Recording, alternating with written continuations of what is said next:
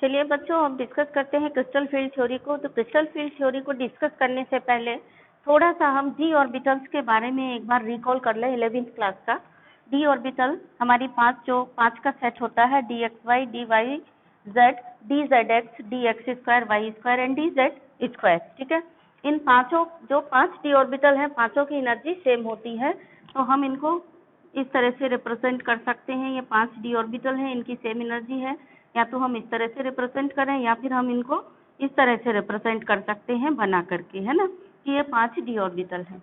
ठीक, अब इनमें 5 में देखिए ध्यान से, 5 में D X Y, D Y Z and D Z X, ये तीन का जो सेट है एक जैसा है। इनमें क्या समानता है, क्या सिमिलरिटी है, वो देखिए। इनमें सिमिलरिटी ये है कि जो इनके लोब्स हैं वो एक्स एंड वाई एक्सिस के बीच में, यहाँ वाई जेड एक्सिस के बीच में है या एक्स जेड एक्सिस के बीच में है। चाहे आप ये देखो कि ये इस एक्सिस में ये इस एंगल पर है 45 के एंगल पर, ये जो 90 का एंगल है उसमें 45 के एंगल पर लोब प्रेजेंट है। कहाँ, एक्स वाई एक्सिस, मतलब एक्स वाई वाई जेड या जेड एक्स एक्सिस के बीच में। वहीं पर D x square Y square में क्या हो रहा है कि जो लोब है वो कहाँ पर प्रेजेंट है, वो एक्स एंड वाई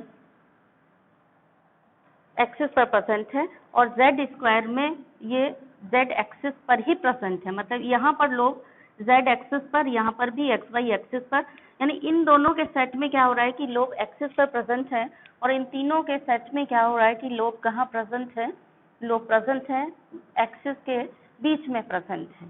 ठीक है, इतनी बात आपको रिकॉल हो गई होगी 11th की पढ़ाई से। ठीक, भूल गए होंगे तो मैंने रिकॉल करा दिया। अब चलते हैं क्रिस्टल फील्ड थ्योरी पे।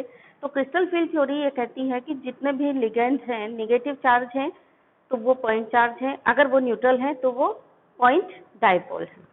चाहे वो लिगेंड है, चाहे वो न्यूट्रल है, चाहे वो नेगेटिव है, पॉइंट है, उनको मतलब पॉइंट कंसीडर किया गया है। और ये माना गया है, ये तो होता ही है कि जो डी ऑर्बिटल्स होती हैं वो डीजेनरेट होती हैं, मतलब उनकी एनर्जी सिमिलर होती है। तो क्रिस्टल फील्ड थ्योरी ये कहती है कि डी ऑर्बिटल्स की डीजेनरेसी जो है, यानी सिमिलर एनर्जी उनकी तब तक मेंटेन रहती है, डीजेनरेसी तब तक मेंटेन रहती है जब तक कि उनको कोई लिगेंड अप्रोच नहीं करता है। जैसे कोई लिगेंड उनको अप्रोच करता है उनकी डीजेनरेसी लिफ्ट अप हो जाती है, और वो दो के सेट में जैसे वो क्रिस्टल फील्ड में पहुंचती हैं, क्रिस्टल फील्ड में अगर सिमेट्रिकल है वो क्रिस्टल फील्ड, तो उनकी जो एनर्जी है थोड़ी सी लिफ्ट अप हो जाती है, यानी बढ़ जाती है। और जैसे उनको लिगेंड अप्रोच करते हैं रिएक्शन के लिए, तो लिगेंड जब अप्रोच करते हैं तो जो रिपल्सन है मेटल के एटम्स के बीच में, मतलब मेटल्स के जो इलेक्ट्रॉन है उनके बीच में, और जो लिगेंड अप्रोच कर रहा है उनके इलेक्ट्रॉनों के बीच में रिपल्सन होता है, और रिपल्सन के कारण जो डी ऑर्बिटल्स हैं वो दो के सेट में बट जाती हैं। अब दो के सेट में बटती हैं T2G का सेट, मतलब 3 जो ऑर्बिटल होती हैं ये वाली, इन 3 का नाम हो गया T2G। दो के सेट में बट जाती हैं, एक तो ये T2G का सेट बनता है और एक ये EG का सेट बनता है। बस यही क्रिस्टल फील्ड थ्योरी है कि जब क्रिस्टल फील्ड में लिगेंड अप्रोच करता है मेटल को, तो मेटल की ऑर्बिटल्स की डीजेनरेसी खत्म हो जाती है, और वो जो डी ऑर्बिटल हैं वो दो के ग्रुप में स्प्लिट हो जाती हैं। एक ग्रुप में 2 डी ऑर्बिटल रहती हैं जिनको EG बोलते हैं, ये दोनों D x square Y square D Z square, और एक ग्रुप में 3 डी ऑर्बिटल रहती हैं जिनको हम T2G बोलते हैं। अब पर्टिकुलर बात करते हैं, ये स्प्लिटिंग 2 तरीके से होती है। ऑक्टाहेड्रल फील्ड में अलग होती है स्प्लिटिंग, और टेट्राहेड्रल फील्ड में अलग तरीके से होती है। तो हम आपको ये एडवाइस करेंगे कि आप दोनों याद करोगे तो दोनों में कंफ्यूज रहोगे, कभी याद मत करना दोनों, एक याद करो और दूसरे के लिए याद करो कि दूसरे में इसका उल्टा होता है। बस सिर्फ ऑक्टाहेड्रल को याद कर लो, यानी splitting of D orbitals in octahedral crystal field, इसको तो आप याद कर लीजिए। और टेट्राहेड्रल के केस में इसका उल्टा होता है, ये ध्यान कर लीजिए। तो एक को याद करिए, दूसरा ऑटोमेटिकली याद हो जाएगा। और दोनों याद करोगे तो ना ये याद रहेगा ना वो, दोनों में ही कंफ्यूज हो जाओगे कि इसलिए किसमें T2G ऊपर होता है नीचे होता है, ऐसा करके आपको कंफ्यूजन होगा। तो हम लोग अब डिस्कस करने जा रहे हैं कि ऑक्टाहेड्रल फील्ड में स्प्लिटिंग होती कैसे है डी ऑर्बिटल्स की, डायग्राम के द्वारा आपको एक्सप्लेन करके बता रहे हैं। ठीक है, तो सपोज ये हो गया हमारा एनर्जी का हम इसको यहाँ से रिप्रेजेंट कर दें इस तरह से, एनर्जी यहाँ से ऊपर की तरफ बढ़ रही है, ठीक है। और ये हो गई हमारी डी ऑर्बिटल्स 5। ये है डीजेनरेट डी ऑर्बिटल्स जिनकी एनर्जी सेम है, ठीक।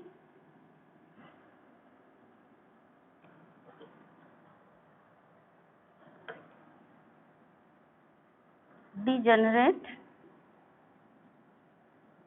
डी ऑर्बिटल्स कौन कौन सी हैं ये डीजेनरेट डी ऑर्बिटल्स?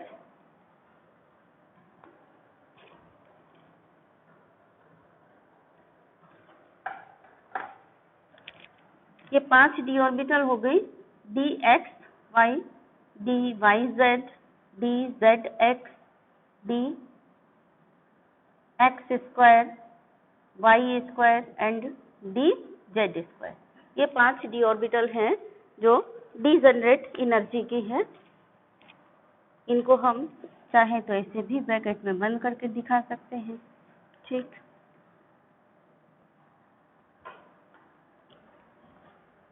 ये कितनी है संख्या में? 5 है, तो हम लिख देते हैं ये 5 डीजेनरेट डी ऑर्बिटल, ठीक। ये है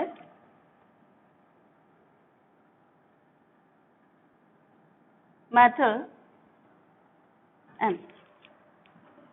अब हम क्या करते हैं, ये मिटाते हैं, इनकी अब कोई जरूरत नहीं है, ये तो आपने समझ लिया, रिकॉल कर लिया। अब जरूरत जब पड़ेगी तब हम बात करेंगे।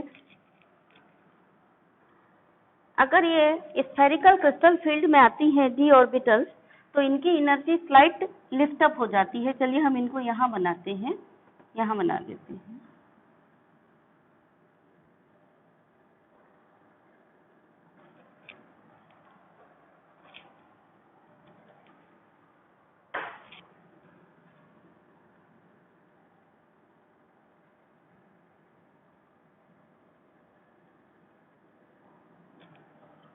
ये डीजेनरेट ऑर्बिटल्स की और एवरेज एनर्जी हो गई, average energy of D orbitals in spherical crystal field. कुछ जरूरी नहीं है तो मैडम बाद में बात कर लेंगे।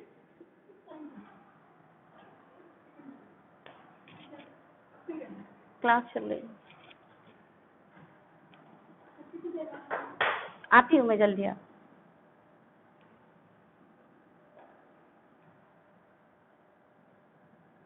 तो ये डी ऑर्बिटल्स की एनर्जी स्प्लिट हो जाती है, सॉरी, डी ऑर्बिटल्स की एनर्जी थोड़ी सी बढ़ जाती है। ये कब बढ़ेगी, लिफ्ट अप हो जाती है, जब ये जो मेटल है ये स्फेरिकल क्रिस्टल फील्ड में जाती है तब।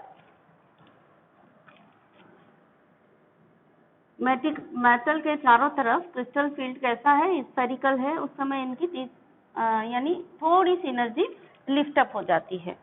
अब जैसे इसको लिगेंड अप्रोच करते हैं, ये डायग्राम मैंने अभी तक इसीलिए मिटाया था। जब लिगेंड अप्रोच करते हैं तो क्या होता है, लिगेंड एक्सिस के अलोंग अप्रोच करेंगे, किसी ना किसी एक्सिस के, चाहे एक्स वाई जेड किसी भी एक्सिस के अलोंग अप्रोच करेंगे। तो एक्स के अप्रोच करें या वाई के करें या जेड के करें, तो लिगेंड का इलेक्ट्रॉन और मेटल का इलेक्ट्रॉन एक दूसरे को रिपेल करेंगे। रिपल्सन कहाँ ज्यादा होगा ये देखिए, इसीलिए मैंने इसके स्ट्रक्चर बनाए थे। ये लोब्स हैं बीच में, एक्स वाई के बीच में है, तो ये कम रिपल्सन फेस करेंगे। और ये जो दो लोब, ये दो हैं ऑर्बिटल्स, यहाँ पर लोब एक्सिस पर ही हैं, एक्स और वाई एक्सिस पर ही हैं लोब, तो ये रिपल्सन ज्यादा फील करेंगे। ये ज्यादा फील करेंगे रिपल्सन, तो इनकी एनर्जी हो जाएगी बढ़ करके ज्यादा, और ये कम रिपल्सन फील करेंगे तो इनकी एनर्जी हो जाएगी कम। जितनी एवरेज एनर्जी थी उससे इनकी एनर्जी बढ़ जाएगी और इनकी एनर्जी कम हो जाएगी, बढ़ जाएगी, इनकी एनर्जी बढ़ जाएगी और इनकी एनर्जी कम हो जाएगी, ठीक है। तो इस तरह से ये दो के सेट में बढ़ जाएंगे। अभी आपको समझ में आया कि इनकी एनर्जी बढ़ी क्यों, यही चीज आपको समझनी है ध्यान से, क्योंकि जो लिगेंड है इसी एक्स वाई एक्सिस या जेड एक्सिस के अलोंग अप्रोच करेंगे। तो जब एक्सिस पर एक्सिस के अलोंग अप्रोच कर रहे हैं तो एक्सिस पे जो ऑर्बिटल हैं वो ज्यादा रिपल्सन फेस कर रही हैं, और ये जो क्रिस्टल के लोब हैं ये एक्सिस पर नहीं है, एक्सिस के बीच में है, तो इन पर रिपल्सन कम हो रहा है, इसीलिए जिन पर रिपल्सन कम हुआ इन 3 की एनर्जी कम हो गई, ये नीचे चली गई। नीचे चली गई मतलब एनर्जी कम हो गई, ये एनर्जी का बता रहे हो ना आप, यहाँ से कम हो गई। और ये 2 की एनर्जी लिफ्ट अप हो गई, ज्यादा हो गई, क्योंकि ये इनके जो लोब हैं वो एक्स एक्सिस, वाई और जेड एक्सिस पर ही हैं, तो ये ज्यादा रिपल्सन फील कर रहे हैं। तो इस तरह से चलिए अब हम इनको मिटा देते हैं और इनका ये 2 का ग्रुप बन गया।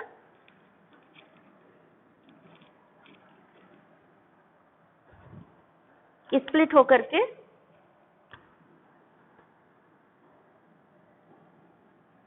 तीन का ग्रुप नीचे आ गया, जिन्होंने कम रिपल्सन फील किया था। इस 3 के ग्रुप को हम यहाँ बना दे रहे हैं, और जिन्होंने ज्यादा रिपल्सन फील किया था उन 2 का ग्रुप हम थोड़ा ऊपर बना दे रहे हैं। ठीक है, ये है हमारा बीच का एनर्जी, एवरेज एनर्जी, इसको हम बोलते हैं बारी सेंटर।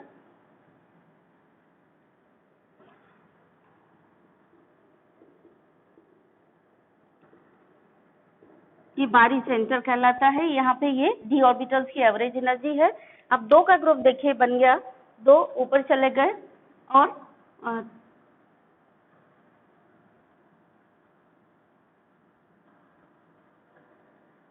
सेट में, और 3 नीचे आ गए। ये ग्रुप में कब बना, जब मेटल को घेरा चारों तरफ से 6 लिगेंड्स ने। ठीक है,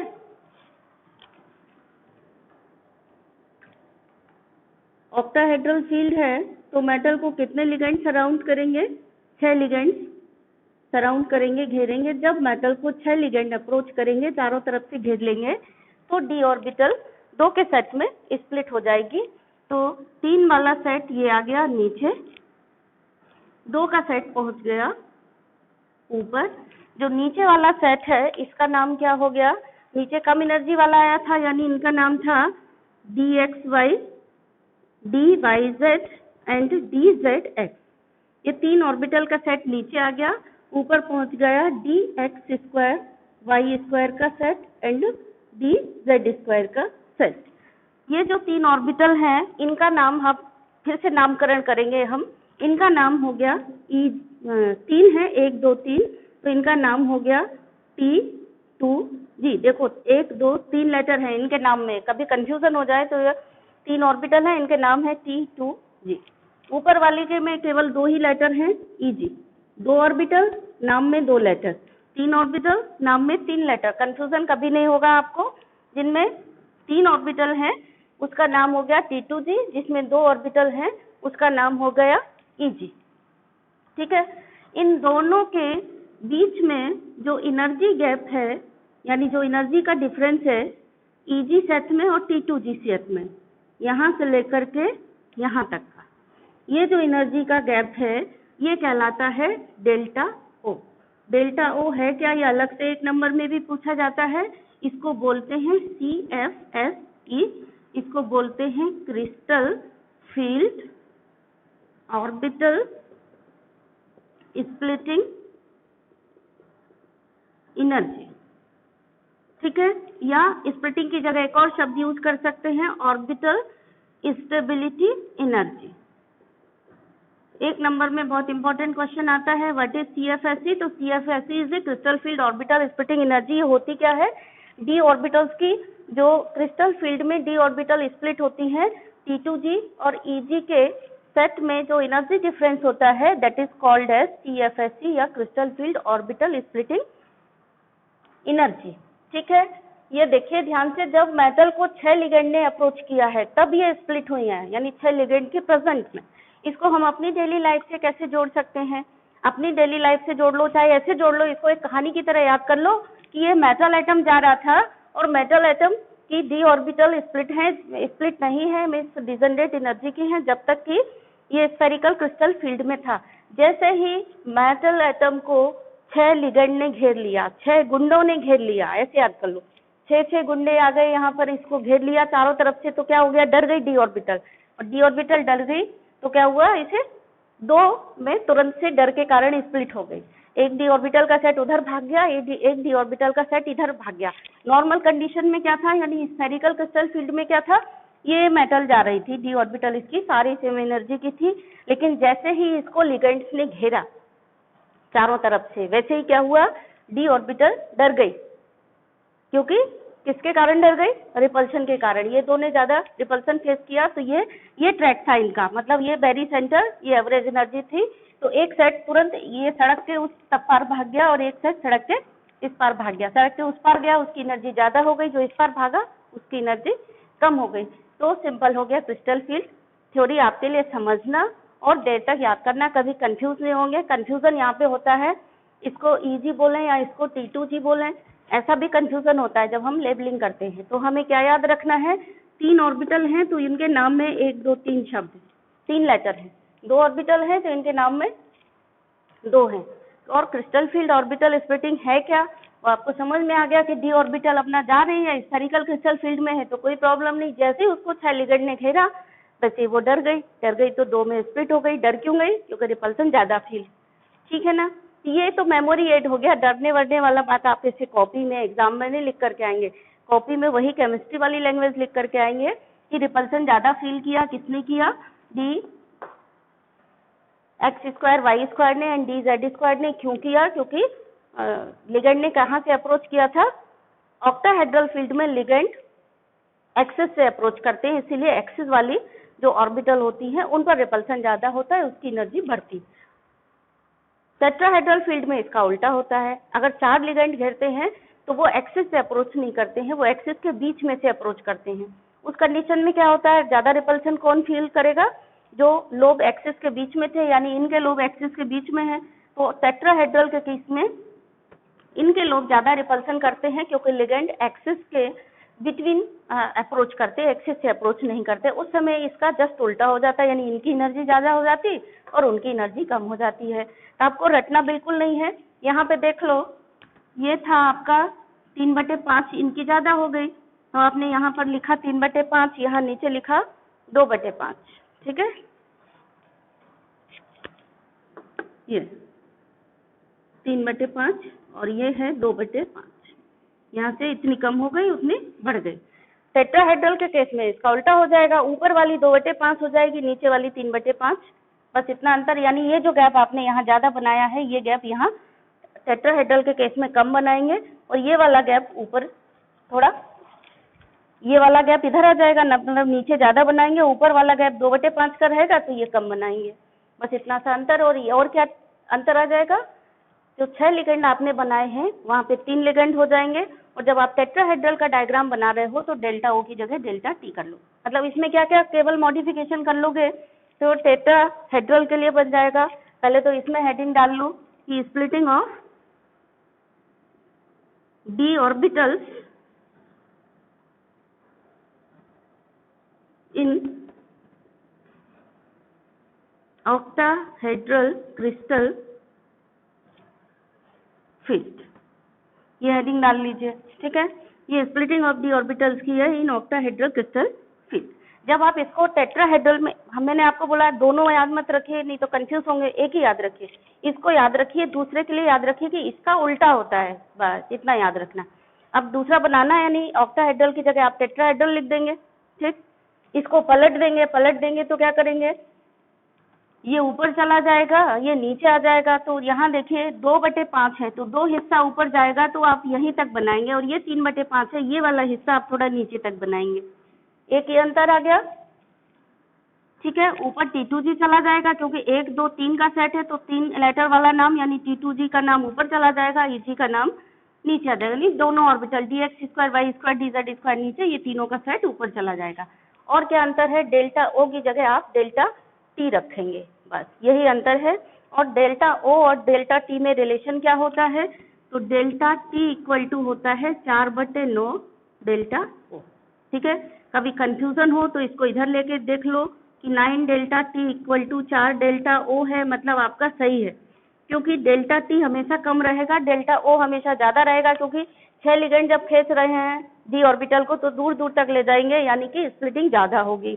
अगर डी ऑर्बिटल को केवल 4 ही लिगेंड खींच रहे होंगे 2 सेट को, तो क्या होगा, 4 लोग खींचेंगे किसी भी चीज को तो क्या होगा, कम दूर तक ले जा पाएगी, यानी डेल्टा टी कम होगी। तो इसमें आपको क्लियर समझ में आ रहा है कि 9 delta t equal to 4 delta o, मतलब डेल्टा ओ बड़ा है, डेल्टा टी छोटा है, क्योंकि 9 डेल्टा टी 4 डेल्टा ओ के बराबर हो रहे हैं। तो ये आप यहाँ से भी क्लियर हो गया। जब आप फॉर्मूला लिखें, क्योंकि ये 1 मार्क का A+ ग्रेड का क्वेश्चन है, फॉर्मूला लिखने में थोड़ा सा उल्टा कर दिया। अगर आपने डेल्टा ओ की जगह यहाँ पे डेल्टा टी की जगह डेल्टा ओ, वहाँ डेल्टा टी लिख दिया तो आपका उल्टा हो जाएगा। इसलिए ऐसे क्रॉस करके कंफर्म करके जरूर देख लो कि कहीं आपने उल्टा तो नहीं लिख दिया। अगर आपने उल्टा लिख दिया होगा तो आपका तुरंत यही आप करके देखेंगे तो आप खुद ही इसको करेक्ट कर लेंगे। एग्जाम में नंबर कटना से प्रिवेंशन अगर हमने कर लिया तो वो हमारा नंबर आने के बराबर है। अगर हमने पैसा खर्च नहीं किया तो वो हमारा पैसा कमाने के बराबर होता है। हमने नंबर नहीं कटने दिया, हमें बस फोकस वहां पे करना है कि नंबर हमारा यहाँ नहीं कटना चाहिए। तो इस तरह से जब आप तैयारी करेंगे तो वहां पर आपका नंबर नहीं कटेगा। ठीक है, तो इसके बाद अब एक बार हम डायग्राम भी बना के देख लेंगे डेल्टा टी का कैसे बनता है। डिस्कस कर लेते हैं हम लोग कि टेट्राहेड्रल क्रिस्टल फील्ड में डी ऑर्बिटल की स्प्लिटिंग कैसे होगी। ठीक है, तो ये देखिए, ये एनर्जी एक्सेस है, यानी एनर्जी यहाँ से यहाँ इंक्रीज हो रही है। ये डिसजेनरेट डी ऑर्बिटल्स हैं जिनकी एनर्जी सेम है। ठीक, ये डी ऑर्बिटल के सेट की एनर्जी सेम है। ये D orbital average energy of D orbital in spherical crystal field. Spherical crystal field में डी ऑर्बिटल्स की एवरेज एनर्जी है जो स्लाइटली लिफ्ट अप हो गई है। और जैसे ही इनको लिगेंड अप्रोच करते हैं तो लिगेंड के यानी आप पढ़ रहे हैं टेट्राहेड्रल क्रिस्टल फील्ड में स्प्लिटिंग, तो टेट्राहेड्रल में कितने लिगेंड अप्रोच करेंगे मेटल को? 4 लिगेंड अप्रोच करेंगे। तो 4 लिगेंड जब अप्रोच करेंगे जैसे ही, तो ये 2 के सेट में स्प्लिट हो जाएगी। अब की बार क्या हुआ है कि 3 का सेट ऊपर गया है और 2 का सेट नीचे गया है। ठीक है, 3 ऑर्बिटल्स यानी T2G वाला यानी DXY, DYZ एंड DZX ये नीचे गए हैं। ठीक है, लेकिन अब बात ये है कि ये ऊपर क्यों चले गए DZX, और ये तीनों का ये सेट ऊपर क्यों आया, यानी इनकी एनर्जी लिफ्ट अप कैसे हुई? क्योंकि टेट्राहेड्रल फील्ड में क्या होता है कि जो लिगेंड अप्रोच करते हैं तो अलोंग द एक्सिस अप्रोच नहीं करते हैं। जैसे ऑक्टाहेड्रल फील्ड में था कि अलोंग द एक्स और किसी भी एक्सिस के अलोंग अप्रोच करते थे, तो एक्सिस पे जो ऑर्बिटल्स थी वो ज्यादा रिपल्सन फेस करती थी, इसीलिए उनकी एनर्जी लिफ्ट अप हो जाती थी। और जो लोग एक्सिस के बीच में थे वो कम रिपल्सन फील करते थे तो उनकी एनर्जी कम हो जाती थी। यहाँ पर उल्टा है, यहाँ पे लिगेंड कहाँ से अप्रोच कर रहा है? यहाँ लिगेंड एक्सिस से अप्रोच नहीं कर रहा है। यहाँ लिगेंड एक्सिस से अप्रोच नहीं कर रहा है, तो जो एनर्जी यानी ज्यादा रिपल्सन फील करती हैं वो ये DXY, DYZ, DZX जो जिनका की लोग एक्सिस के बीच में है वो ज्यादा फील करती हैं, तो ये ज्यादा रिपल्सन फील करती हैं, इसलिए इस बार इनकी एनर्जी ज्यादा है और इजी की एनर्जी कम है। बाकी सेम है, इनकी एनर्जी 3/5 डिक्रीज हो गई, इनकी एनर्जी 2/5 बढ़ गई, और इन दोनों के बीच में जो डिफरेंस ऑफ एनर्जी है that is called as crystal field orbital splitting energy in tetrahedral field. Crystal field orbital splitting energy in tetrahedral field, और हम इसको डेल्टा टी से डिनोट करते हैं। ठीक है, ऑक्टाहेड्रल में इसको हम डेल्टा ओ से डिनोट कर रहे थे जनरली। तो डेल्टा शब्द है, डेल्टा मतलब एनर्जी डिफरेंस किसके बीच में? ये 2 सेट ऑफ ऑर्बिटल्स के बीच में, उसको हम crystal field orbital splitting energy बोलते हैं। In case of octahedral it is called as octahedral splitting energy, and tetrahedral के केस में हम इसको टेट्राहेड्रल बोलते हैं, यानी डेल्टा टी से डिनोट करते हैं। ठीक है, अब कभी कभी आपसे ये भी क्वेश्चन पूछा जाता है कि CFSE की बात करें तो यहीं पे एक चीज पूछी जाती है, रिलेशन बिटवीन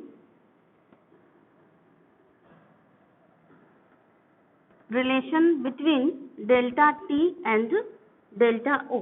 ये 1 मार्क का A+ ग्रेड का क्वेश्चन भी आ गया, बन गया ये। ठीक है, तो delta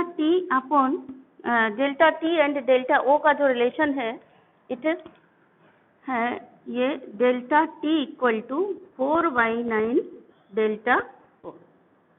delta t 4/9 delta o के बराबर है। कई बार क्या होता है, गड़बड़ी हो जाती है, थोड़ा जल्दी में बच्चे गलत लिख लेते हैं या कुछ और कारण से कंफ्यूजन हो जाता है। 4/9 यानी यहाँ पे डेल्टा ओ लिख देंगे, यहाँ डेल्टा टी लिख देंगे तो वो गलत हो जाएगा। तो लिखने के बाद एक बार मैच कर लो कि आपका सही हुआ है कि नहीं हुआ है। कैसे मैच कर लो, जब 9 को इधर लाओगे तो ये हो जाएगा क्या, 9 delta t equal to 4 delta o. इसका मतलब ये सही है, मतलब 9 delta t equal to 4 delta o इसलिए सही है क्योंकि डेल्टा टी हमेशा कम होगी यानी छोटी होगी। तो ये कह रहा है रिलेशन कि 9 डेल्टा टी 4 डेल्टा ओ के बराबर है। इसका मतलब डेल्टा टी छोटी है और डेल्टा ओ बड़ी है। वही होता है, क्यों, समझो कि स्प्लिटिंग ज्यादा किस में होगी, जहाँ पे ज्यादा लिगेंड खींच रहे हैं डी ऑर्बिटल के सेट को। वहां पर ऑक्टाहेड्रल के केस में क्या हो रहा था, 6 लिगेंड खींच रहे थे डी ऑर्बिटल के सेट को, तो डी ऑर्बिटल ज्यादा दूर तक जाएंगे यानी 6 का इफेक्ट ज्यादा होगा, ऐसे समझ लो। अब ये लिगेंड 4 ही हैं डी ऑर्बिटल को स्प्लिट करने के लिए, तो जो 4 लिगेंड हैं इनके क्रिस्टल फील्ड का इफेक्ट कम होगा क्योंकि लिगेंड कम है। लिगेंड ज्यादा थे तो उनका इफेक्ट ज्यादा था, तो डी ऑर्बिटल की ज्यादा स्प्लिटिंग हुई थी यानी डेल्टा ओ हमेशा डेल्टा टी से ज्यादा रहता है, डेल्टा टी हमेशा डेल्टा ओ से कम रहता है। और रिलेशन, ये 1 मार्क का A+ ग्रेड का इंपॉर्टेंट क्वेश्चन भी हो गया कि डेल्टा टी एंड डेल्टा ओ में क्या रिलेशन है।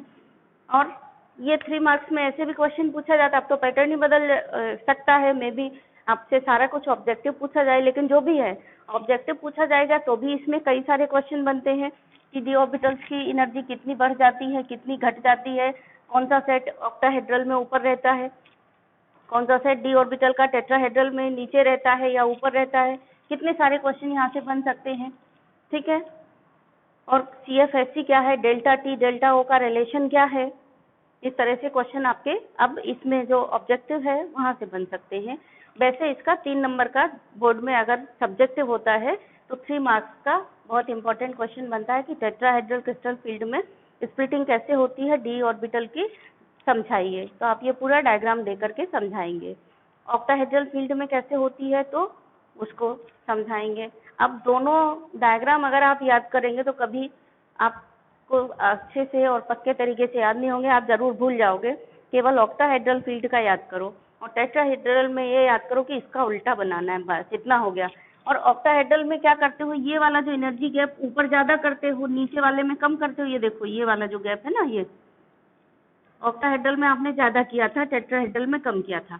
जब पलट के डायग्राम बनाओगे उल्टा तो टेट्राहेड्रल में ये वाला ज्यादा करा, देखो मैंने किया है ना अभी, टेट्राहेड्रल में ये गैप ज्यादा करोगे क्योंकि ये 3/5 है, वो 2/5 है, तो यहाँ पर थोड़ा कम हो जाएगा, बस इतना ध्यान रखना है। तो दोनों याद नहीं करना है, दोनों याद करोगे तो आपको कंफ्यूजन हो सकता है किसमें ऊपर किसमें नीचे। केवल एक याद करो, ऑक्टाहेड्रल को याद करो। ऑक्टाहेड्रल में 3 का सेट नीचे है और 2 का सेट ऊपर है और टेट्राहेड्रल में इसका उल्टा है, बस ऐसे आपको याद करना है। डिस्कस करते हैं electronic configuration of metal ion in octahedral crystal field.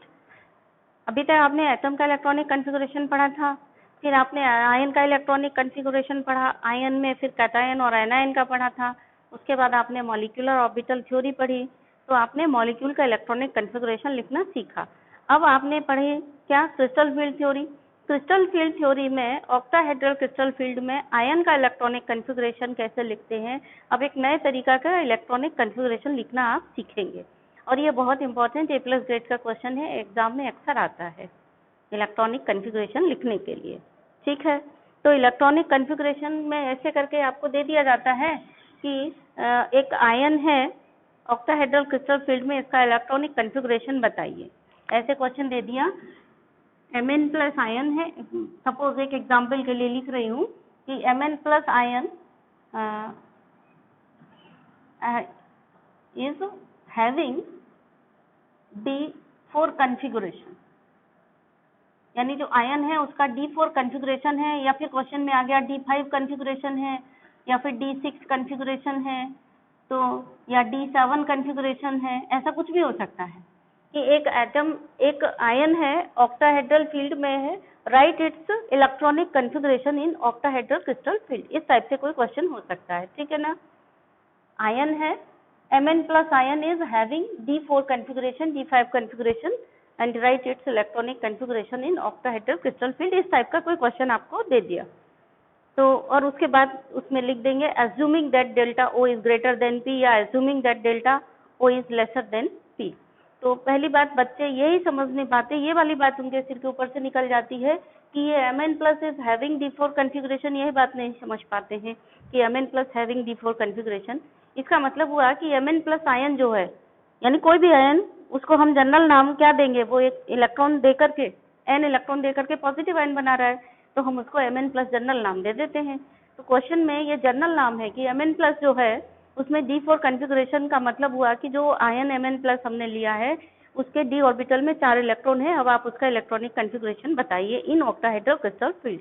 और ये मान लीजिए कि delta O is greater than P है या delta P is greater then O है, ये वो लिख करके देंगे क्वेश्चन में कि आपको किस कंडीशन में लिखना है, कंडीशन आपको मेंशन कर दी जाएगी। तो क्लियर हो गया।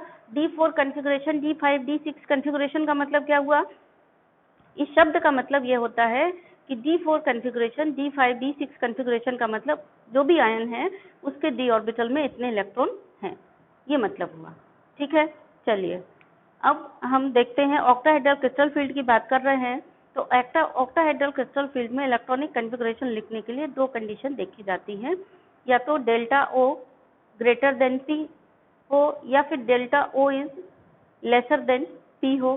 तो ये वाली चीज अभी आपने डेल्टा O तो आपको मालूम है, डेल्टा O क्या है, दोनों ऑर्बिटल्स के बीच में जो एनर्जी का गैप होता है उसको हम डेल्टा O बोलते हैं। P आपको मालूम नहीं है, तो आप जान लो यहाँ पर कि सबसे पहले दो कंडीशन की बात करते हैं। तो हम फर्स्ट कंडीशन को यहाँ पर करते हैं, ब्लैक बोर्ड को दो पार्ट में डिवाइड कर रहे हैं और दो पार्ट में डिवाइड करने के बाद एक कंडीशन में हम यहाँ लिखेंगे जब delta O is greater than P, और यहाँ लिखेंगे जब delta O is lesser than P, तब की बात लिखेंगे। ठीक है, तो मान लीजिए, अज्यूम कर लीजिए कि ब्लैक बोर्ड यहाँ पर दो पार्ट में बटा हुआ है। तो इलेक्ट्रॉनिक कॉन्फ़िगरेशन लिखने के लिए दो ही कंडीशन होती है, इससे ज़्यादा कोई कंडीशन नहीं होंगी। तो एक कंडीशन तो वो हुई जब when delta O is greater than P, that is हम इसको लिख सकते हैं क्या,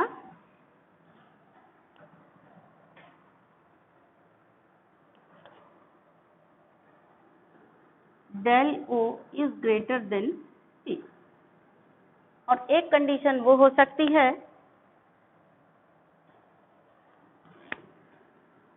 when del O is lesser than P, that is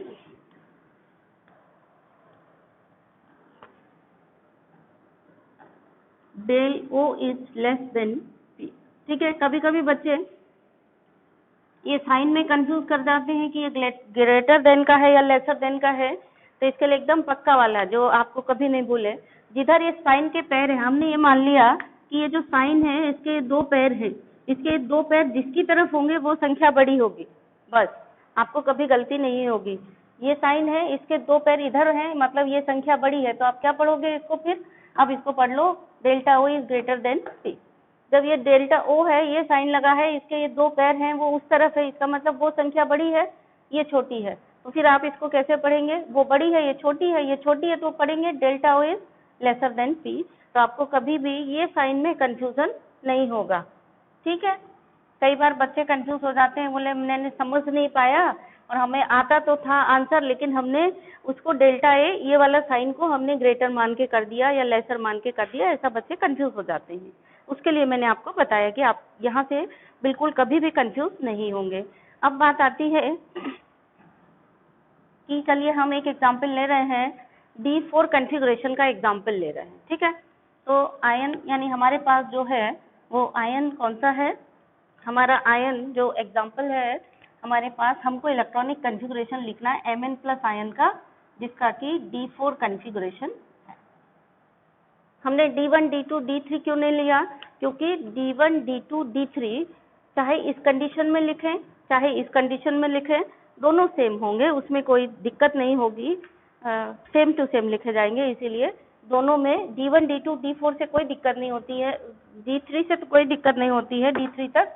जब D4 कॉन्फ़िगरेशन होता है समस्या तब खड़ी होती है, तो इसीलिए हम D4 कॉन्फ़िगरेशन को लेकर के चल रहे हैं। तो अब पहले आप ये दो शब्द आप समझ लो कि ये है क्या। डेल्टा ओ तो आपको पता है कि ऑर्बिटल स्प्लिटिंग एनर्जी है।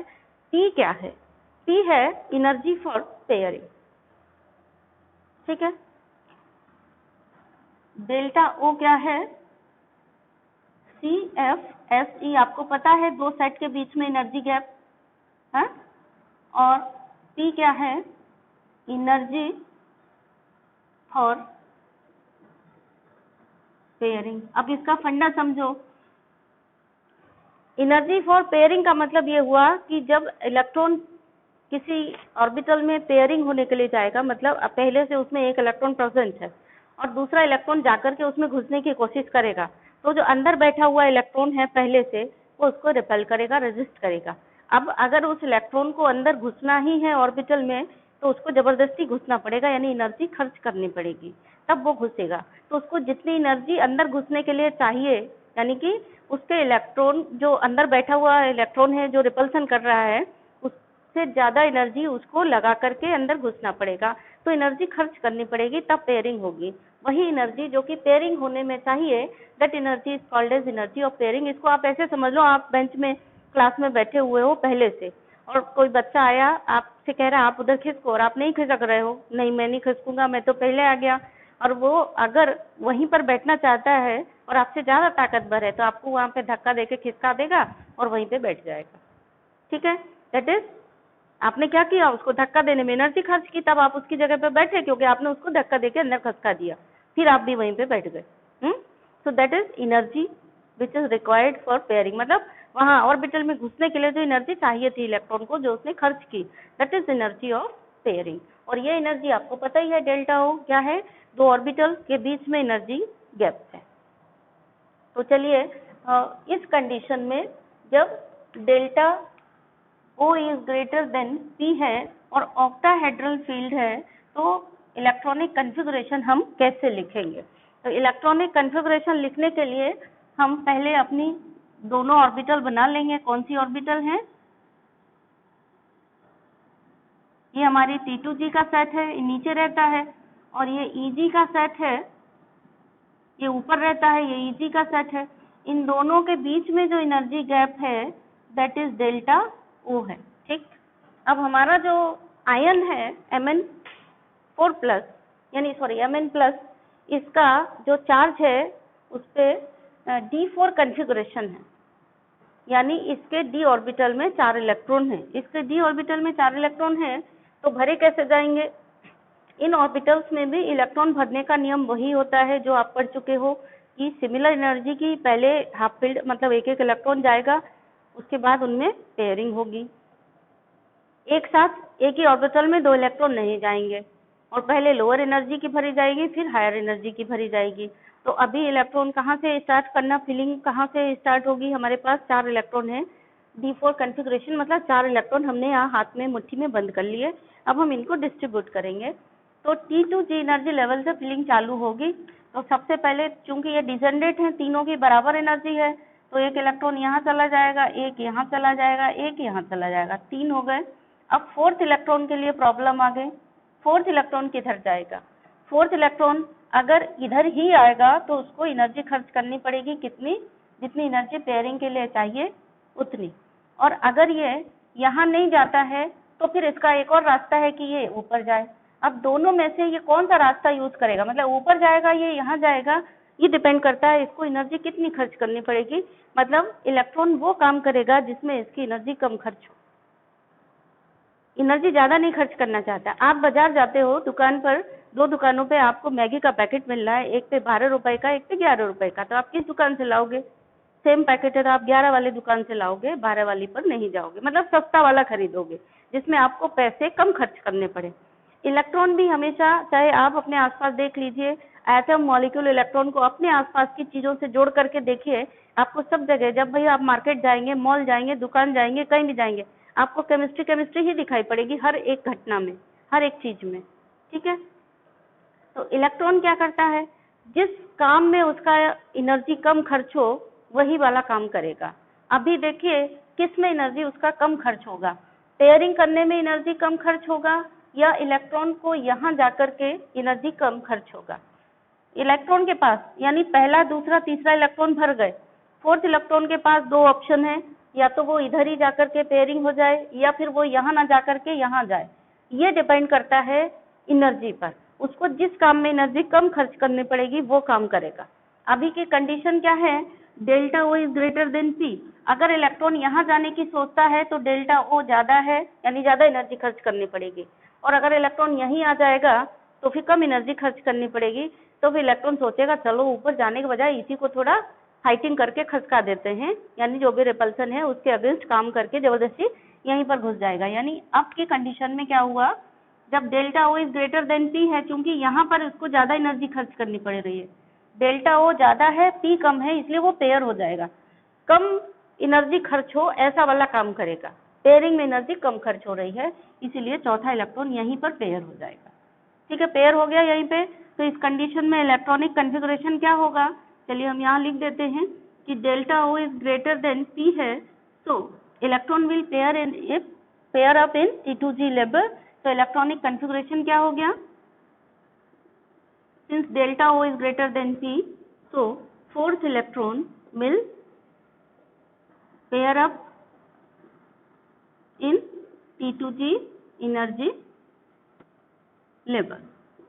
ठीक है, तो इलेक्ट्रॉनिक कॉन्फ़िगरेशन क्या हो जाएगा,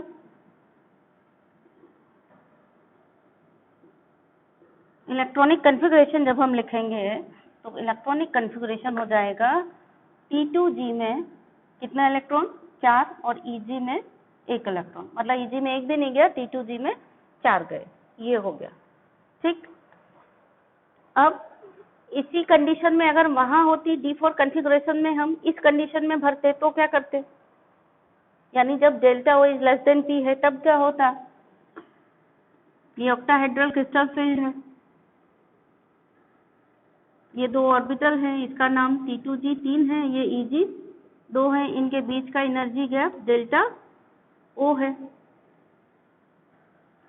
अभी की कंडीशन क्या है, अभी की कंडीशन में delta O is less then P है, 4 इलेक्ट्रॉन हमें भरने हैं। ठीक है, हमारे पास कौन सा आयन है, Mn+, जिसका D4 कॉन्फ़िगरेशन है, यानी आयन के पास 4 इलेक्ट्रॉन है d ऑर्बिटल में, वो हमें भरने हैं। d ऑर्बिटल के ही इलेक्ट्रॉनों को सिर्फ भरना होता है। तो 1 इलेक्ट्रॉन, 2 इलेक्ट्रॉन, 3 इलेक्ट्रॉन, चौथा इलेक्ट्रॉन सोचेगा कि इधर जाएंगे इधर जाएंगे, बिना सोचे नहीं जाएगा, पहले दूसरे तीसरे इलेक्ट्रॉन एकदम दौड़ करके यहाँ वहाँ भर जाएंगे। चौथा इलेक्ट्रॉन पहले एक बार सोचेगा दिमाग से कि किधर जाना है, उधर जाना है जिधर एनर्जी कम खर्च हो। किधर एनर्जी कम खर्च हो रही है, since delta O is less than P, delta O is less than P, energy कहाँ खर्च हो रही है, ऊपर जाने में कम एनर्जी खर्च करनी पड़ेगी, यहाँ ज्यादा लड़ाई झगड़ा करना पड़ेगा इससे, इसलिए इससे लड़ाई झगड़ा करने के बजाय चौथा इलेक्ट्रॉन चुपचाप जाकर के फोर्थ शेल इसमें यहाँ पर चला जाएगा। तो since delta O is less than P, fourth electron will go in EG energy level. ठीक है, तो इलेक्ट्रॉनिक कॉन्फ़िगरेशन क्या हो जाएगा, चौथा इलेक्ट्रॉन यहाँ चला गया,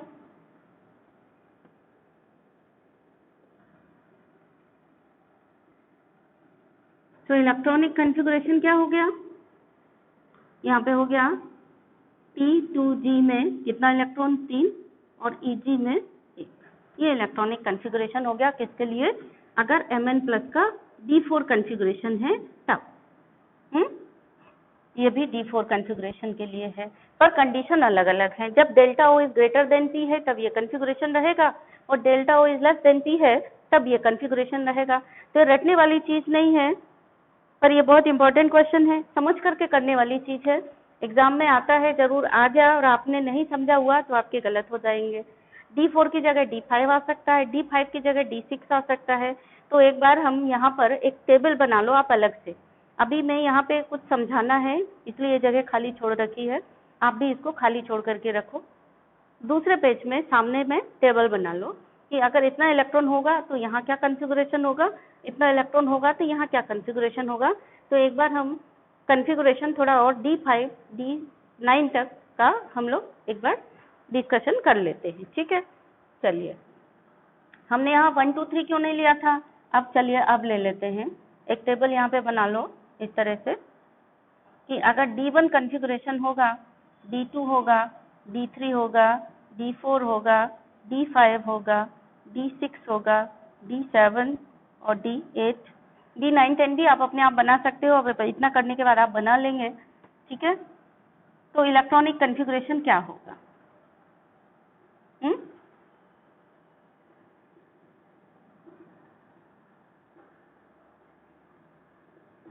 बस बन गई, इतना ही लिखना है ना आपको। अगर ये आयन है तो इलेक्ट्रॉनिक कॉन्फ़िगरेशन क्या होगा? तो चलिए, D1 है, D1 है यानी D में एक इलेक्ट्रॉन है। यहाँ भी इसका भी बना लीजिए साइमल्टेनियसली।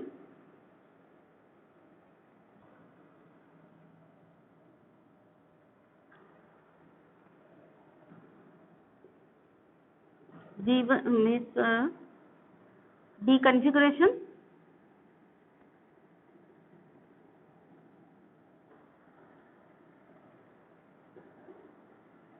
D ऑर्बिटल का कॉन्फ़िगरेशन और electron configuration.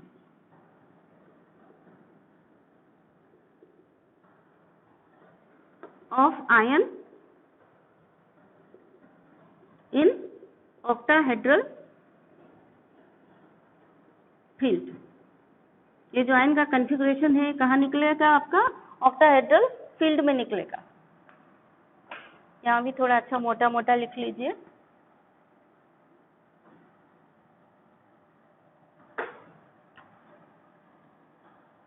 Electronic configuration in octahedral field. Crystal छोड़ दिया शब्द मैंने, है जगह कम है। ऑक्टाहेड्रल क्रिस्टल फील्ड में हम इलेक्ट्रॉनिक कॉन्फ़िगरेशन लिख रहे हैं। कब लिख रहे हैं?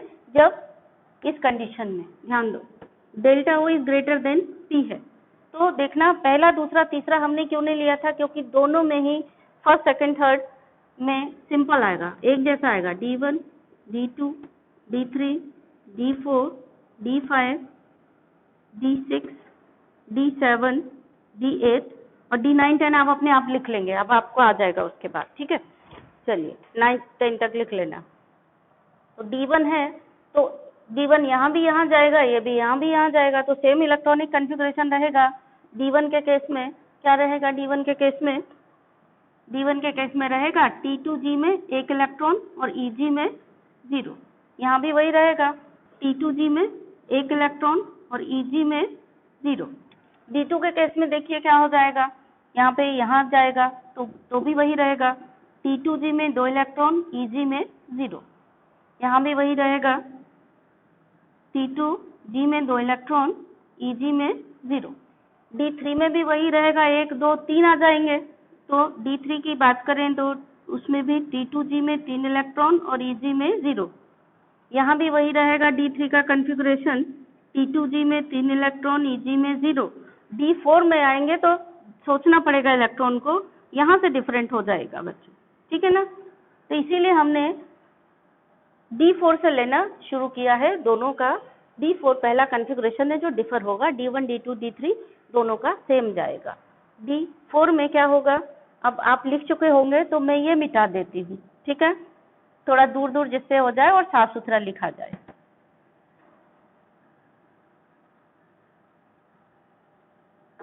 D4 कॉन्फ़िगरेशन पे आ गए तो D4 में इलेक्ट्रॉन 1 मिनट रुक करके सोचेगा। दो रास्ते हैं, क्योंकि दो राह आ गया यहाँ पर कि पेयर करे या यहाँ जाए। कहाँ एनर्जी खर्च होगी? यहाँ पर एनर्जी D4 का अभी आप लिख ही चुके हो, इधर एनर्जी कम खर्च हो रही है, डेल्टा O ज़्यादा है, इधर आएगा तो एनर्जी कम खर्च होगी, तो ये इधर ही चला आएगा, यानी T2G में 4 और EG में 1 भी नहीं होगा, 0। यहाँ पर D4 की कंडीशन क्या होगी, इसको भी मिटा करके थोड़ा दूर दूर बड़ा बड़ा लिख देते हैं। आप इसको उतार लीजिए, कहीं उतार लिया होगा आपने।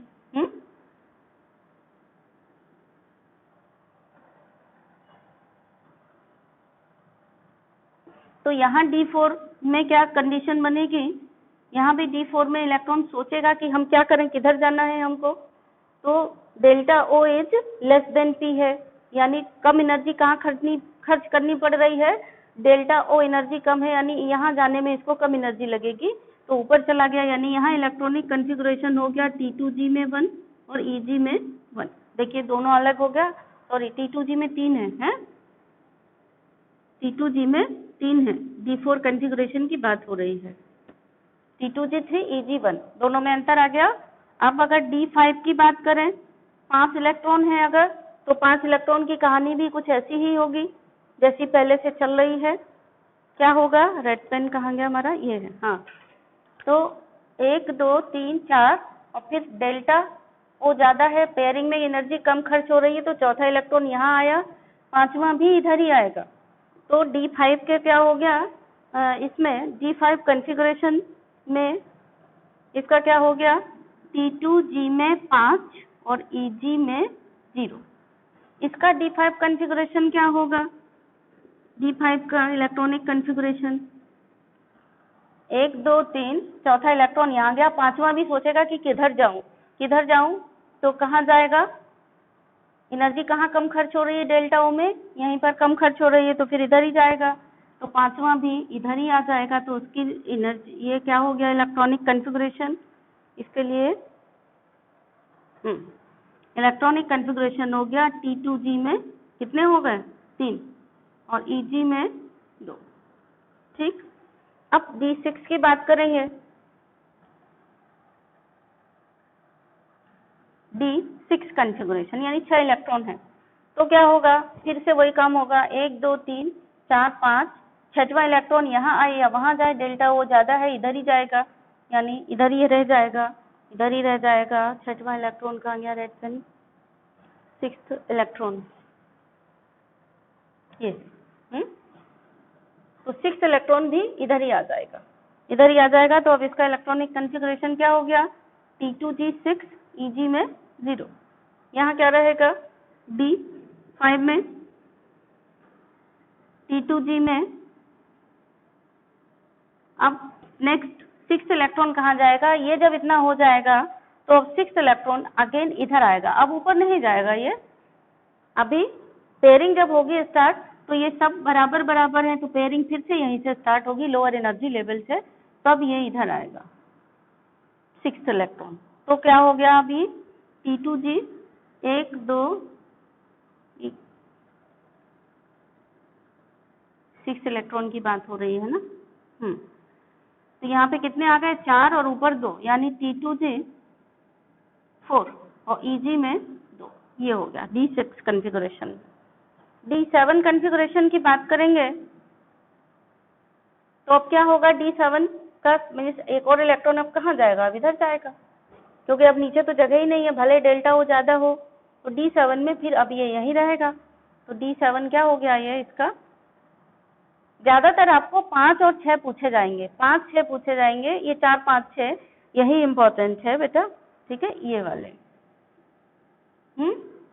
बाकी उसके बाद फिर से नॉर्मलाइज हो जाएगा।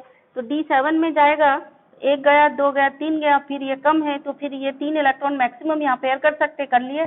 अब 7वां इलेक्ट्रॉन कहाँ जाएगा? 7वां इलेक्ट्रॉन ऊपर जाएगा 7th में। तो ये क्या हो गया इलेक्ट्रॉनिक कॉन्फ़िगरेशन D7 का? T2G में कितने हो गए? 6 और EG में 1, ऐसे रहेगा। ये इसका D7 का सिचुएशन क्या होगा? 1 2 3 4 5 ऊपर गया, फिर यहाँ पेयरिंग हो गई 6, फिर पेयरिंग यही होगी 7। ठीक,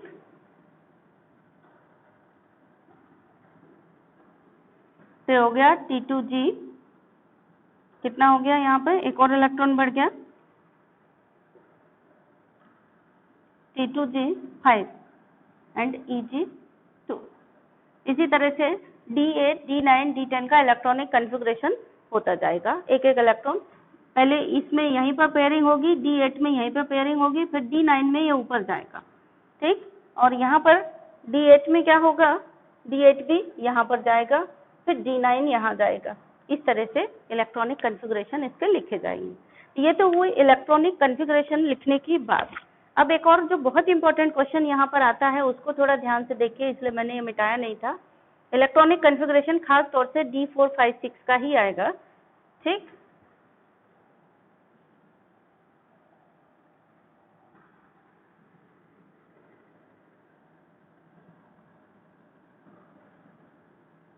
आप ये देखिए, ये जो हो रहा है चलिए अब अपने पहले जैसे 4 इलेक्ट्रॉन थे 4 ही बना लेते हैं, ठीक।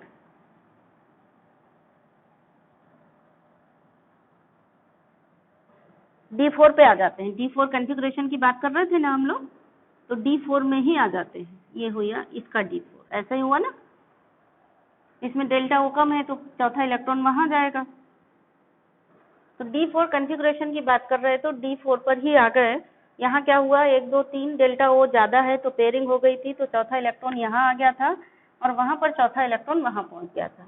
तो जब हम इस तरह से कोई इलेक्ट्रॉनिक कॉन्फ़िगरेशन लिखते हैं या देखते हैं कि किस तरह का कंपाउंड बनेगा, D4 कॉन्फ़िगरेशन देखें या D6 में हमने क्या देखा था, अगर D6 होता यहाँ पर, सपोज ये D6 होता कॉन्फ़िगरेशन, तो D6 में यहाँ क्या होता, चौथा इलेक्ट्रॉन भी इधर ही गया, पांचवा भी इधर गया, छठवां भी इधर गया, और उसके D6 कॉन्फ़िगरेशन में क्या होगा, चौथा भी यहाँ जाएगा, तीसरा यहाँ गया, चौथा यहाँ जाएगा, पांचवा भी यहाँ जाएगा, छठवां आकर के इधर पेयरिंग करेगा। ये D6 कॉन्फ़िगरेशन हुआ। तो अब हम बात कर रहे हैं फिलहाल में D6 कॉन्फ़िगरेशन की बात कर रहे हैं, और बहुत इंपॉर्टेंट बात कर रहे हैं। इसको आप देखेंगे तो क्वेश्चन में क्रिस्टल फील्ड थ्योरी आपको पढ़ने की जरूरत नहीं है, क्वेश्चन देखेंगे और आंसर उसी में छांट लेंगे, कुछ भी रटना नहीं है आपको। आंसर उसी में मिलेगा। क्वेश्चन देखा आपने, क्वेश्चन पढ़ा और उसी में देखते जाओ, आंसर लिख लो। क्वेश्चन देखते देखते ही आप क्वेश्चन में से ही आंसर निकाल सकते हैं। कैसे निकाल सकते हैं, देखिए आप ध्यान से। यहाँ पर क्या हो रहा है, ये सारे इलेक्ट्रॉन पेयर्ड हो रहे हैं, सारे इलेक्ट्रॉन पेयर्ड हो रहे हैं, तो ये क्या, इस वाले कॉम्प्लेक्स का नाम होगा लो स्पिन कॉम्प्लेक्स। लो स्पिन, यहाँ पे स्पिन का मतलब मान लो कि अनपेयर्ड इलेक्ट्रॉनों की संख्या, ठीक है। यहाँ पे अनपेयर्ड इलेक्ट्रॉनों की संख्या बिल्कुल नहीं है, बहुत कम है। और ये वाला कॉम्प्लेक्स कैसा बना, ये कॉम्प्लेक्स बनेगा हाई स्पिन कॉम्प्लेक्स, ठीक है। दिख रहा है आपको कि हाई स्पिन कॉम्प्लेक्स है, क्योंकि इतना तो आपको कॉमन सेंस आ गया कि डेल्टा O कम है तो इलेक्ट्रॉन यहाँ गया, इसलिए ये अनपेयर्ड इलेक्ट्रॉन है, हाई स्पिन कॉम्प्लेक्स बना। अब लिगेंड इसके साथ कैसा होगा, ये ध्यान रखो। जब भी हाई स्पिन कॉम्प्लेक्स है तो इसके साथ जो भी लिगेंड होगा वो होगा उल्टा रिलेशन, याद रखो। हाई स्पिन कॉम्प्लेक्स बना रहा है तो लिगेंड का फील्ड वीक होगा। ये हाई स्पिन कॉम्प्लेक्स है, इसका मतलब यहाँ पर जो भी लिगेंड मेटल के साथ जुड़ा हुआ होगा वो लिगेंड कैसा होगा, कमजोर होगा, यानी वीक फील्ड लिगेंड होगा। इसीलिए ये हाई स्पिन कॉम्प्लेक्स बना रहा है। आपको नहीं पता है फिर भी आंसर निकल आया, क्योंकि आपको ये पता है कि अगर हाई स्पिन कॉम्प्लेक्स बना रहा है तो निश्चित रूप से मेटल के साथ जो भी लिगेंड अटैच है वो इसका अपोजिट, हाई का अपोजिट क्या हुआ, लो। लो नहीं, यहाँ पे ताकत और कमजोर से देखेंगे तो हाई का अपोजिट क्या हो गया, वीक। यानी हाई स्पिन कॉम्प्लेक्स है तो लिगेंड यहाँ पे जो कोई भी रहेगा, जो कोई भी रहा होगा लिगेंड, दैट लिगेंड कैसा होगा, वीक लिगेंड होगा, या वीक फील्ड लिगेंड का है। वीक फील्ड लिगेंड क्या होता है, जो लिगेंड डी ऑर्बिटल की स्प्लिटिंग ज्यादा ना कर पाए, दूर दूर तक ना ले जा पाए, वो वीक फील्ड लिगेंड हो गया। जो डी ऑर्बिटल को घसीट करके दूर ले गया हो वो कैसा होगा, वो स्ट्रॉन्ग फील्ड लिगेंड होगा। बस यही अंतर है, मतलब ताकतवर, जिसमें ताकतवर होगी वही तो खींच के ले जाएगा। तो स्ट्रॉन्ग फील्ड लिगेंड का मतलब ये हुआ कि डी ऑर्बिटल के जो 2 ग्रुप बनते हैं उनको खूब दूर तक खींच के ले गया, वो कहलाएगा स्ट्रॉन्ग फील्ड लिगेंड। जो डी ऑर्बिटल के ग्रुप को दूर तक नहीं खींच के ले गया वो क्या कहलाएगा, वो कहलाएगा वीक फील्ड लिगेंड कहलाएगा। ऐसे याद रख लो, मन में सोच लो, ठीक है। चलिए, तो ये वीक फील्ड लिगेंड हो गया। यहाँ पे लो स्पिन कॉम्प्लेक्स था तो ये कैसा लिगेंड हो गया, स्ट्रॉन्ग फील्ड। हाँ, लो का अपोजिट स्ट्रॉन्ग। यहाँ पे लिगेंड कैसा होगा, स्ट्रॉन्ग फील्ड लिगेंड होगा, ठीक है। अब यहाँ पे क्वेश्चन कैसे पूछा जाता है, क्वेश्चन का मैं आपको लिख रही हूँ, देखिए आप आंसर अपने आप बता देंगे। अगर आपको ये चीज पता है तो आप तुरंत निकाल लेंगे आंसर। जैसे क्रिस्टल फील्ड पे कैसा क्वेश्चन आता है, क्वेश्चन यहाँ से ऐसा आता है, क्वेश्चन में नीचे लिख देती हूँ अभी, ठीक है।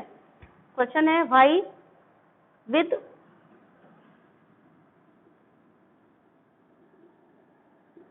D6 configuration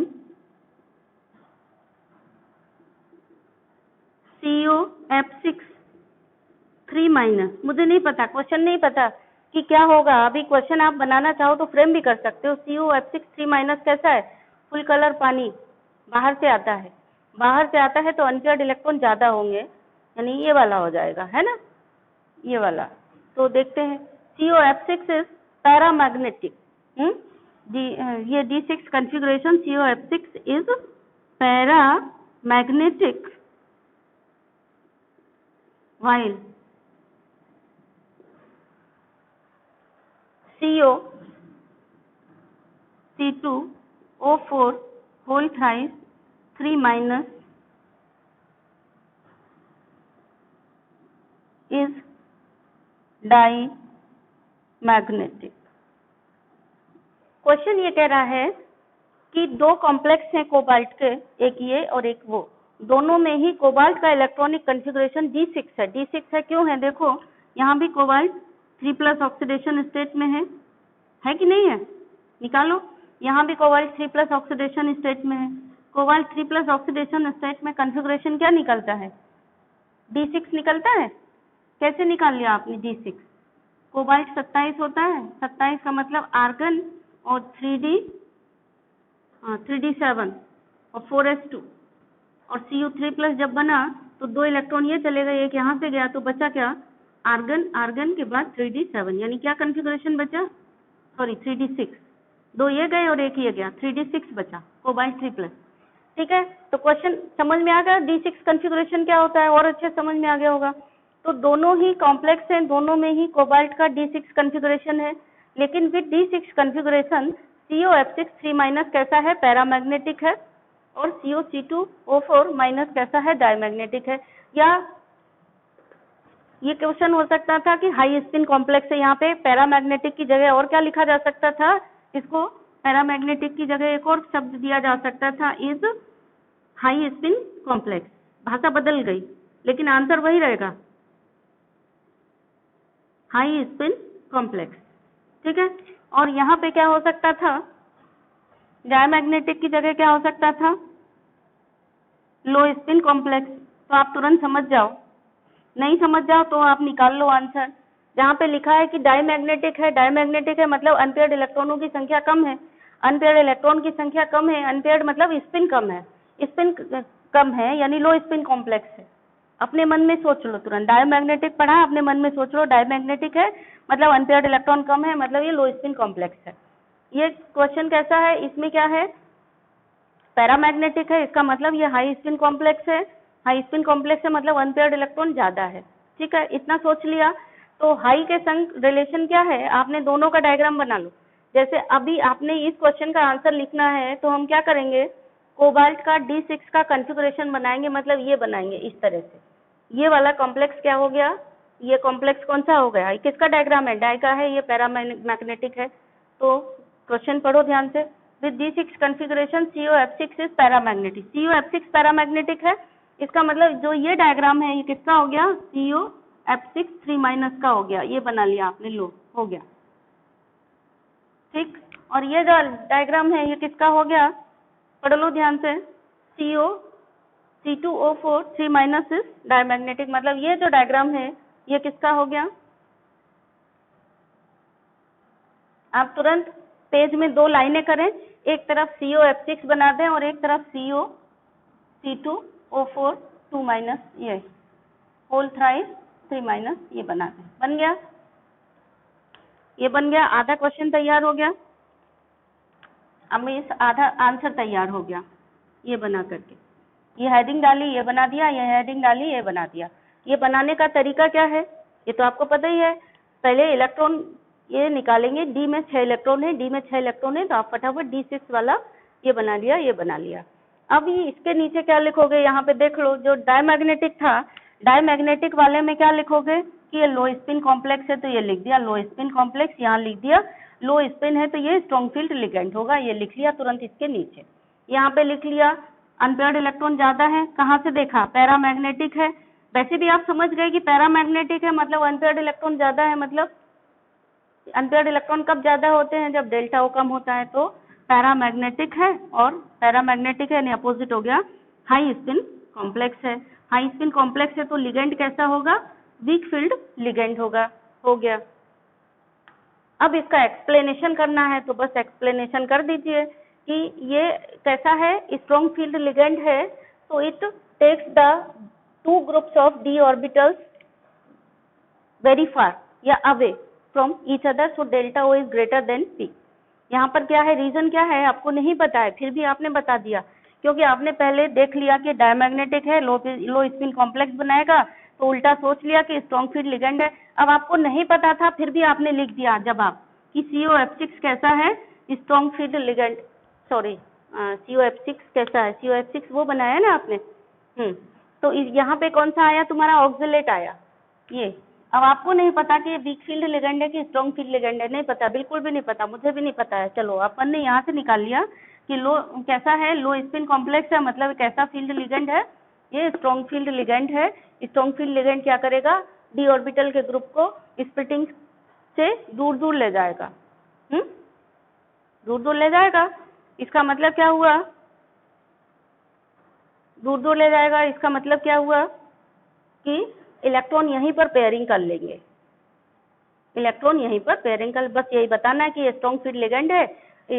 स्प्लिटिंग के बाद डी ऑर्बिटल को दूर दूर ले जाता है, तो delta O is greater than P, इसलिए इलेक्ट्रॉन, क्योंकि डेल्टा ओ ज्यादा है इसलिए इलेक्ट्रॉन T2G एनर्जी लेवल में ही पेयर अप हो जाते हैं, इसीलिए लो स्पिन कॉम्प्लेक्स बनाता है ये ऐसा क्यों बनाता है, क्योंकि ये वीक फील्ड लिगेंड है, तो डेल्टा डी ऑर्बिटल के जो दो ग्रुप हैं उनको दूर दूर नहीं ले जा पाता है, इसलिए delta O is less than P, इसीलिए जो इलेक्ट्रॉन है वो इजी एनर्जी लेवल में चले जाते हैं, यानी फोर्थ फिफ्थ इलेक्ट्रॉन और सिक्स इलेक्ट्रॉन या fourth fifth electron easy energy level में चले जाते हैं, इसलिए ऐसा बनता है।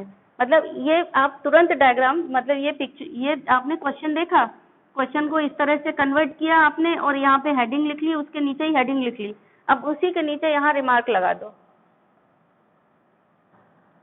ऐसा डायग्राम वगैरह सब बना लिया सजा करके, अब इधर रिमार्क लगा दो, इसका वाला रिमार्क इसके नीचे लगा दो, इसका रिमार्क इसके, 3 नंबर का हो गया, मिल जाएंगे आपको 3 नंबर, ठीक है। आपने क्वेश्चन में से एनालिसिस करके निकाल लिया कि लो स्पिन है, स्ट्रॉन्ग फील्ड है, तो यहीं पर आपका जवाब क्या हो गया कि सिंस कौन सा वाला यहाँ पे, बेल, ये ox is a strong field ligand, so it takes two groups of d orbital far away, so delta O is greater than P in this case, इसलिए delta O is greater than P in this case, so the fourth, fifth, sixth electron pair in T2G energy level, या electrons paired in T2 after 3 electron, next electrons paired in T2G energy level, so this is a low spin complex, ठीक। यहाँ पे क्या देखा, इसका पहले नाम पढ़ा F6, तो अपने आप कुछ भी पता नहीं है फिर भी लिख दो कि ये कैसा है, कैसा लिगेंड है, इट इज ए, क्योंकि हाई स्पिन बनना है तो इसका अपोजिट, यानी लिख दिया कि वीक फील्ड लिगेंड है, तो डी ऑर्बिटल्स के ग्रुप को ज्यादा दूर नहीं ले जा पाता, यानी delta O is less than P है, इसीलिए थर्ड फोर्थ इलेक्ट्रॉन, थर्ड के बाद आफ्टर 3 इलेक्ट्रॉन यानी fourth and fifth electron go into eg energy level, so it form a high spin complex, हो गया। अगर ये चीज क्रिस्टल फील्ड थ्योरी के बेस पर पूछी गई तब तो ये लिखोगे कि ये वीक फील्ड और स्ट्रॉन्ग फील्ड वाली थ्योरी बताओगे कि ये वीक फील्ड लिगेंड है, इसलिए दूर दूर नहीं ले जा पाया डी ऑर्बिटल के ग्रुप को, इसीलिए इलेक्ट्रॉन ने मतलब क्या कर दिया कि इलेक्ट्रॉन इजी एनर्जी लेवल में चले गए, और ये स्ट्रॉन्ग फील्ड लिगेंड था तो डी ऑर्बिटल के ग्रुप को दूर दूर ले गया, तो delta O is greater than P हो गया, इसलिए इलेक्ट्रॉन यहीं पर पेयर्ड हो गए। अगर सपोज सेम क्वेश्चन होता और आपसे पूछ दिया जाता कि इसको बैलेंस बॉन्ड थ्योरी के बेस पर बताओ, तो इसको बैलेंस बॉन्ड थ्योरी के बेस पर भी बता सकते थे आप, वैसा ही बिल्कुल सेम टू सेम एक्सप्लेन करना था। और वीक फील्ड के साथ में और एक क्या चीज देखनी थी कि ज्यादा अनपेयर्ड इलेक्ट्रॉन कब होते हैं, जब कौन सा हाइब्रिडाइजेशन होता है, sp3d2, जब अंदर वाली डी ऑर्बिटल अनडिस्टर्ब्ड होती है, वहां पेयरिंग नहीं हो पाती है, तो डी ऑर्बिटल अनडिस्टर्ब्ड रही तभी तो वहां डी इलेक्ट्रॉन रहेंगे, यानी इसमें कौन सा हाइब्रिडाइजेशन है, sp3d2 है, और इसमें कौन सा है, इसमें अंदर वाली डिस्टर्ब हो गई d2sp3। तो बैलेंस बॉन्ड की भाषा में आप ये लिख सकते हो कि ये स्ट्रॉन्ग फील्ड लिगेंड है, it pair of the electron in D orbital bye shifting, D मतलब 3d ऑर्बिटल में इलेक्ट्रॉन की शिफ्टिंग करा देता है, पेयरिंग करवा देता है, क्योंकि ये स्ट्रॉन्ग फील्ड लिगेंड है। और वो बक्से वाला डायग्राम बना दो, तो ये बैलेंस बॉन्ड थ्योरी के बेस पर एक्सप्लेनेशन हो गया। ऐसे यहाँ भी बैलेंस बॉन्ड थ्योरी के बेस पर एक्सप्लेनेशन करना है, तो बस यही बात बता दिया कि वीक फील्ड लिगेंड है, यानी इसमें क्या बताओगे, वीक फील्ड लिगेंड ना बता करके भाषा में ये लिख दोगे कि sp3d2 हाइब्रिडाइजेशन कब होता है, दिमाग लगाओ, ये फॉर्म आउटर ऑर्बिटल कॉम्प्लेक्स, ऐसे लिखोगे कि ये आउटर ऑर्बिटल कॉम्प्लेक्स बनाता है by sp3d2 hybridization, so 3d orbital remains undisturbed with unpaired electrons, इसलिए ये कैसा है, हाई स्पिन कॉम्प्लेक्स है। ये वाला कैसा है, it is an inner orbital complex, ये वाला क्या है, ये इनर ऑर्बिटल कॉम्प्लेक्स है। कहाँ से पता चला, इसी से पता चल गया कि इनर ऑर्बिटल है कि कैसा है, क्योंकि ज्यादा पेयरिंग हो रही है, मतलब D2 की इलेक्ट्रॉनिक हुई होगी, मतलब D2 में पेयरिंग हुई होगी, तो D2sp3 यूज कर रहा है, D2sp3 यूज कर रहा है, तो आपने समझ लिया, तुरंत लिख दिया कि ये इनर ऑर्बिटल है। यानी जो लो स्पिन कॉम्प्लेक्स होगा उसी में D2sp3 हाइब्रिडाइजेशन होगा, जो हाई स्पिन कॉम्प्लेक्स होगा वो बाहर वाली डी ऑर्बिटल यूज कर रहा होगा, उसमें sp3d2। अगर इसको क्रिस्टल फील्ड के बेस पर एक्सप्लेन करना है तो ये डायग्राम बनाओ, ये वाली कहानी लिख दो। अगर इसको बैलेंस बॉन्ड के बेस पर करना है तो ऐसा सोच लो, और फिर जवाब कैसे लिखोगे, बैलेंस बॉन्ड वाले डायग्राम बनाओगे, बक्से बक्से वाले वो चौकोर, और ये लिखोगे कि ये आउटर ऑर्बिटल कॉम्प्लेक्स है, तो यहाँ पर क्या हो रहा है कि ये लिगेंड इसको पेयर अप नहीं करवा पा रहा है डी ऑर्बिटल में 3D में, इसीलिए आउटर डी ऑर्बिटल यूज हो रही है, 3D ND यानी 4D ऑर्बिटल यूज हो रही है, इसलिए यहाँ पर इस तरह से है, हो गया। अगर क्वेश्चन में क्लियर नहीं दिया गया है, ये नहीं लिखा है कि क्रिस्टल फील्ड के बेस पर बताओ या बैलेंस बॉन्ड थ्योरी के बेस पर इसी चीज को एक्सप्लेन करो, तो आप अपना कॉमन सेंस लगा लो, क्योंकि क्रिस्टल फील्ड थ्योरी लेटेस्ट है, तो आप डायग्राम बनाओगे क्रिस्टल फील्ड थ्योरी का, और जो एक्सप्लेनेशन नीचे लिखोगे, ये डायग्राम बनाया, ये लिख लिया आपने, इसके बाद जब एक्सप्लेनेशन लिखोगे तो वहां पर ऐसे लिखोगे कि ये कैसा था, वीक फील्ड लिगेंड था, इसलिए ये डी ऑर्बिटल वाली भी बात लिखोगे, इसलिए ये पेयर अप नहीं करवा पाता है, सो use sp3d2 hybridization and form outer orbital complex, so electron remains unpaired in 3d orbital। ये मतलब आपने इनर ऑर्बिटल वाली भी बात बता दी, आउटर ऑर्बिटल वाली भी बात बता दी, और हाई स्पिन लो स्पिन वाला भी बता दी, बस बॉक्स फिर वो वाले नहीं बनाएंगे, अगर सिर्फ ये बताएंगे और एक्सप्लेनेशन में दोनों बातें घुसा देंगे, यानी क्रिस्टल फील्ड की भी बात और आउटर ऑर्बिटल और इनर ऑर्बिटल की बात भी मिक्स करके लिख देंगे, तो ये आपका बेस्ट जवाब हो गया। फिर अब क्वेश्चन पेपर आपको पढ़ करके डिसाइड करना है कि आपको जो जवाब देना है यानी एक्सप्लेन करना है किसके बेस पर करना है। क्वेश्चन पेपर ध्यान से पढ़ो, फिर आपको जैसा समझ, अगर लिखा है स्पष्ट क्रिस्टल फील्ड थ्योरी के बेस पर तो सिर्फ इतना बनाओ और एक्सप्लेन करो। बैलेंस बॉन्ड थ्योरी के बेस पर तो ये आउटर ऑर्बिटल और इनर ऑर्बिटल सिंपल है, बेल्सानी अमोनिया, और वो देख लो फुल कलर पानी बाहर से आता है, बेल्सानी अमोनिया अंदर से आता है, ये सोच करके तुरंत डिसाइड करो कि sp3d2 है, D2sp3 है, वो लिख दो कि ये वाला कॉम्प्लेक्स आउटर ऑर्बिटल कॉम्प्लेक्स है, यानी बाहर वाली डी ऑर्बिटल यूज कर रहा है, अंदर वाली डी ऑर्बिटल में अनडिस्टर्ब्ड है। उसी के साथ ये भी जोड़ दो कि ये वीक फील्ड लिगेंड है, इसलिए ऐसा हो पा रहा है कि उसमें पेयरिंग नहीं करा पा रहा है 3D ऑर्बिटल में। हो गया, दोनों का मिक्सचर हो गया। सेम थिंग यहाँ पर होगी कि ये कैसा है, आपको पता चल गया कि ये इनर ऑर्बिटल कॉम्प्लेक्स है, अंदर वाली 3D ऑर्बिटल यूज कर रहा है, तो पेयरिंग हो जाती है, या फिर उसी में ये लिख दो कि ये स्ट्रॉन्ग फील्ड लिगेंड है, ये क्या कर रहा है, it make pair the electron in 3D and use 3D orbital and form inner orbital complex. दोनों के मिक्सचर पे एक्सप्लेनेशन हो गया। तो बहुत इंपॉर्टेंट है पूरा ये इलाका, क्रिस्टल फील्ड का भी, बैलेंस बॉन्ड थ्योरी का भी, यहाँ से कहीं ना कहीं से कोई ना कोई क्वेश्चन जरूर पूछा जाता है। ठीक है बच्चों, और मैं एक चीज बता रही हूँ, आप एक पेज नंबर बता रही हूँ, इस पेज नंबर को बुक में जरूर पढ़िए। यहाँ पे बहुत सारे इस तरीके के रीजनिंग के क्वेश्चन जो मैंने अभी बताए हैं छुपे पड़े हुए हैं, अगर आप ध्यान से पढ़ेंगे तो ये क्वेश्चन है कौन से पेज पर, इनको देखिए तो थोड़ा, हाँ पेज नंबर 256 मेरी बुक में दिया गया है, आप देख लेना इधर उधर 256 के एक आध आगे पीछे हो सकता है। हेडिंग क्या है वो देखिए, magnetic properties of coordination compound करके ये एक पैरा दिया गया है, इसको बहुत ध्यान से, मतलब पैरा की हर एक लाइन में एक क्वेश्चन मिलेगा आपको, तो ये इतना ये इलाका है, आपको बहुत ध्यान से पढ़ना है। अगर आपने ये इलाका पढ़ लिया और इसके क्वेश्चन समझ लिए कि किस टाइप से यहाँ से क्वेश्चन बन सकते हैं, मैंने जितने भी आपको रीजनिंग के क्वेश्चन बताए हैं सारे यहीं से निकाल करके बताए हैं, तो आप और ध्यान से इसको पढ़िए। समझिए कि यहाँ से किस तरह से क्वेश्चन बन सकते हैं। ये एनालिसिस आपने कर ली, ये थ्योरी आपको पता है, तो आपका कंसेप्ट एकदम क्रिस्टल क्लियर हो जाएगा।